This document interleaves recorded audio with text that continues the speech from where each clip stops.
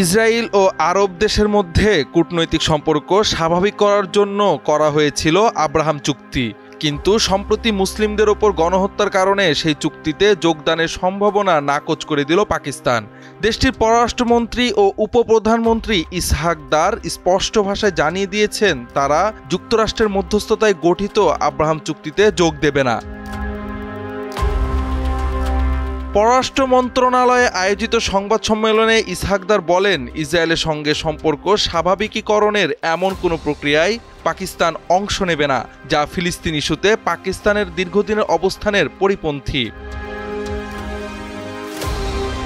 ইসহাক দার বলেন, আমরা দুই রাষ্ট্রভিত্তিক সমাধান মেনে না নিলে ইসরায়েলকে স্বীকৃতি দিতে প্রস্তুত নই। তিনি আরও বলেন, পূর্ব জেরুজালেমকে রাজধানী করে 1967 সালের পূর্ব সীমান্ত অনুযায়ী একটি স্বাধীন ফিলিস্তিন রাষ্ট্র গঠনের দাবি থেকে সরে আসা পাকিস্তানের পক্ষে সম্ভব নয়।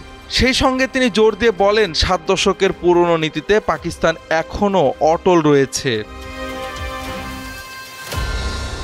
সম্প্রতি যুক্তরাষ্ট্রের মধ্যপ্রাচ্য বিষয়ক বিশেষ দূত স্টিভ উইটকফ এক মন্তব্যে বলেন, শিগগিরই নতুন কিছু দেশ আব্রাহাম চুক্তিতে যোগ দিতে পারে।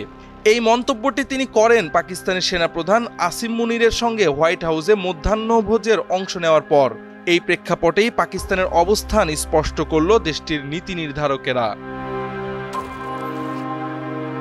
পাকিস্তানের প্রতিরক্ষামন্ত্রী খাজা আসিফও আব্রাহাম চুক্তি নিয়ে চলমান আলোচনা সম্পর্কে প্রতিক্রিয়া দিয়েছেন।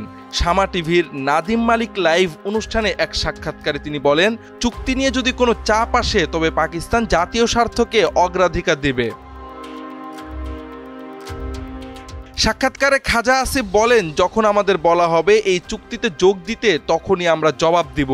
পাকিস্তানের স্বার্থের ক্ষতি করে এমন কোনো মার্কিন নীতির অংশ আমরা হব না। তিনি জানান, সরকার বিষয়টি নিয়ে আলোচনায় আছে এবং প্রয়োজন হলে কঠোর অবস্থান নেওয়া হবে। পাকিস্তান বরাবরই ফিলিস্তিন সংকটে দুই রাষ্ট্রভিত্তিক সমাধান এবং ফিলিস্তিনিদের অধিকার প্রতিষ্ঠার পক্ষে শক্ত অবস্থান নিয়েছে। আব্রাহাম চুক্তি নিয়ে যে কোনো আন্তর্জাতিক চাপের মুখেও তারা নিজেদের ঐতিহাসিক নীতিতে অনড় থাকবে বলেই স্পষ্ট করেছে ইসলামাবাদ।